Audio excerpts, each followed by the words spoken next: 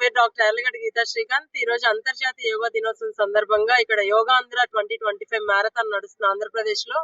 దానిలో భాగంగా మన విశాఖపట్నంలో కూడా జిల్లా కలెక్టర్ గారు, జాయింట్ కలెక్టర్, ఆయుష్ డిపార్ట్మెంట్, స్పోర్ట్స్ డిపార్ట్మెంట్ ఆధ్వర్యంలో రెగ్యులర్ గా యోగా కార్యక్రమాలు నడుస్తూ ఉన్నాయి. దానిలో భాగంగా ఈ రోజు art of living and district administration ఆధ్వర్యంలో జలయోగ కార్యక్రమం ఈ రోజు ఎంవిపి కాలనీ స్విమ్మింగ్ పూల్ లో నిర్వహించడం జరిగింది.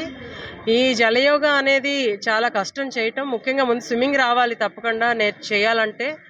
అండ్ జలయోగ అనేది ఒక వయసుతో సంబంధం లేదు, బరువుతో సంబంధం లేదు, ఎవరైనా కూడా చేయొచ్చు. ఇది ఈవెన్ అంగవైకల్యం ఉన్న వాళ్ళు కూడా స్విమ్మింగ్ నేర్చుకోవచ్చు. అన్నిటికన్నా బ్రహ్మాండమైన అంటే ఎక్సర్సైజ్ స్విమ్మింగ్ చెప్పాలంటే. ఫిజికల్లీ హ్యాండిక్యాప్డ్ అయినా, లేకపోతే నడవలేని వాళ్ళు, పెద్ద వయసు వాళ్ళు ఎవరైనా కూడా సులభంగా వ్యాయామం చేసుకోవచ్చు. అండ్ నాకు ఆల్రెడీ 10 సంవత్సరాల క్రితమే స్పైన్ సర్జరీ అయింది.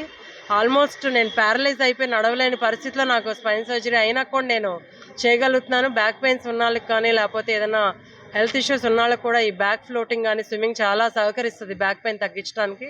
అండ్ 2 months బ్యాకే నాకు చాలా పెద్ద సర్జరీ అయింది, హెర్నియా. అయినా కూడా నేను చాలా సునాయాసంగా ఈ ఆసనాలన్నీ కూడా ఈరోజు సుమారుగా ఒక 40 రకాల ఆసనాలు ఈరోజు ప్రదర్శించడం జరిగింది. తాడాసన్, వృక్షాసన్, పవనముక్తాసన్, అట్లాగే మకరాసన్, ధనురాసన్, నౌకాసన్, పద్మాసన్, సుఖాసన్, ఇట్లాగా అనేక రకాల ఆసనాలు పైకి పడుకొని, బార్లా పడుకొని కూడా సులభంగా చేయొచ్చు. నమస్కారాసన్ ఇవన్నీ కూడా. అండ్ ముఖ్యంగా ఈరోజు జిల్లా కలెక్టర్ గారు and S3 sports arena Sahani గారు, DSDO గారు, ఆయుష్ department, government of Andhra Pradesh departments అందరూ కూడా చాలా సహకరించారు ఈ కార్యక్రమం ఈరోజు ఇక్కడ నిర్వహించడానికి.